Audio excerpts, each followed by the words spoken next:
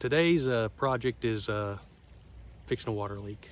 This is the second one in the last couple weeks going to my house. I've asked my plumber to set up a schedule to come out here and redo this whole line because I've had multiple leaks on it and I'm tired of messing with it.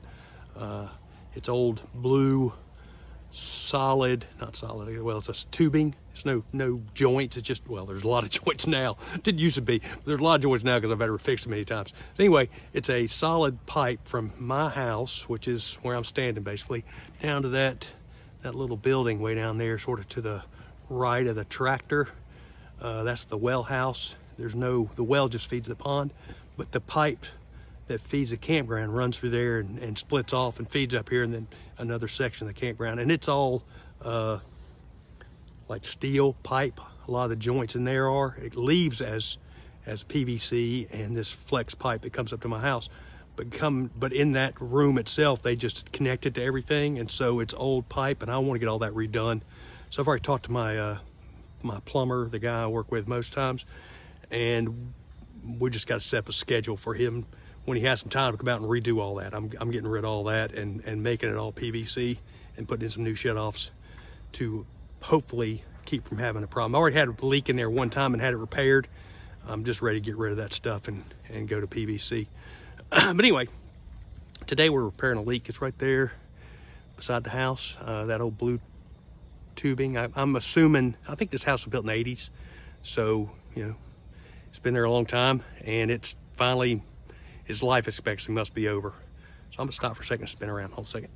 So whenever you have water coming up out of the ground where there's not supposed to be water coming up out of the ground and it's not rained, that's a good sign of a leak. When you own a campground, there's times when I'm way up on this hill and we had our pressure lowered, and anytime there was a problem, I noticed it at my house. And the problem could be somebody filling up their water in their camper just to fill up their water tank. And all of a sudden I wouldn't have water, and I'd be running around here like a chicken with its head cut off trying to see if I had a leak somewhere. So we upped the pressure, which eliminated that. So I don't have that issue anymore. Still have leaks, but it's not every time somebody does anything, leaves a hose running, that I feel I have to drive around and act like a crazy guy. So sometimes they're a little harder to know when you have a problem because you don't notice it. This is the second leak, like I said, on my house, and I didn't notice a problem until I noticed water on top of the ground. Luckily, water's not very expensive when you take in the cost of what a campground, spends on electricity and taxes and internet, whatever else. Water's pretty reasonable. So you don't want to have a leak for too long, of course. You don't want to have that kind of problem, but cost-wise, it's not like thousands of dollars running out onto my ground here. Not this size of leak. Now, I guess if you had the main line bust, it could add up pretty quick. But anyway, so I'm going to film off and on during this.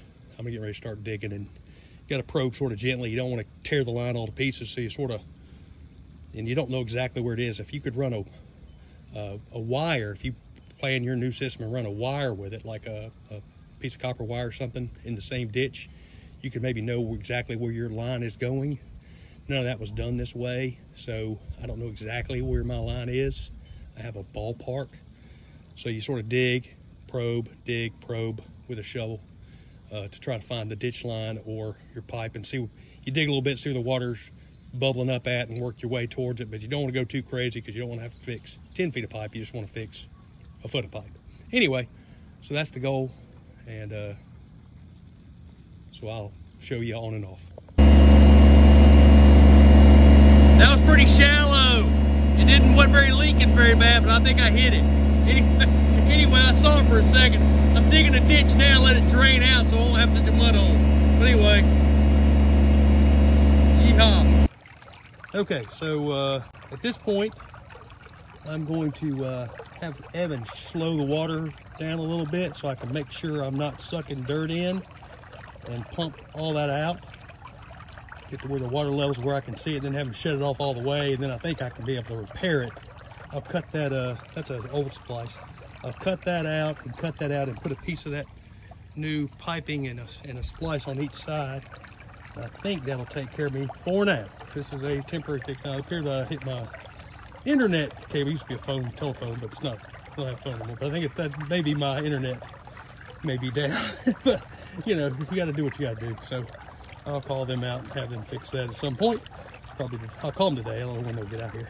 But starting to clear up. You can sort of see. I hit that with. I think it was leaking from that splice. I think is where my actual problem was. My old splice had gone bad, and when I hit it with the backhoe, I made it worse. But you know, I didn't expect it. Down below where we fixed it last time was sticking 3.5 feet deep. I didn't expect it to be. I knew it shuts off there, and that valve's fairly low in the ground. I was expecting at least a foot or so deeper. But anyway, that's what happens sometimes. So I put my splices in each end, heated it up, tapped it in with a hammer, put a radiator clamp on each end, and I cut a piece of pipe the length of the piece I cut out, and it ought to slide in. Be a little long, maybe a tad long, but that's okay. It'll bow up a little bit. But like I said, this line's getting redone. That's the problem with this flex stuff. It's hard to get exactly straight. And I don't want to move it a whole lot because I don't know if it's going to leak again. This stuff has me scared. But so I think once I heat this ends up and slide one on, I'll put my clamps on. Like I said, heat it up, slide on one end, then heat it up and slide the other end on and tighten everything up, and then we'll see what happens. Okay, we are repaired, hopefully. Cross fingers. What else can rabbit's foot. What are the things you're lucky? Horseshoe, all those things. Hopefully we got it. I called my son to go ease it on and see what happens. Like I said, I think that splice is where it's leaking because it's right close. I'm not positive. It could have another hole right a foot away from where I'm at. So hopefully we got it, but we won't know until we try. So I'm waiting on him. So I turned the water on full blast, no leaks. I'm gonna get some fresh dirt to fill in these holes. I may try to get some more of that water out before I do it, but mud does not tamp. If you put mud in this hole, all you're gonna have is a quagmire, like quicksand, until it finally dries out. But it's supposed to rain tomorrow, so it won't dry out. So you gotta get some fresh dirt in there, dry dirt, and tamp it down, and it'll hold up a lot better. So I always have a little pile of dirt somewhere that I have used for something else to fill in holes. It makes sense. Also, another little tidbit, if you look at this splice, so I used 2 splices. Those are inch couplings and 4 radiator clamps. Now I bought yesterday, because I knew I had run out, I bought 6 more of the couplings. If they'd have had more, they only had 7, so I didn't want to take all of them at the hardware store I went to. So I bought 6 couplings. They didn't have any radiator clamps, like 1. Luckily, I'd already bought a contractor pack last time I went to my big box store. I'm not gonna promote any one over the other, but I bought a contractor pack of those radiator clamps. I'm down to about 4 now, I think. I need to get some more of those. It pays to have stuff on hand. This could have happened at, 1 o'clock in the morning and had half my campground out or something, or your campground out. So you need to have parts and supplies.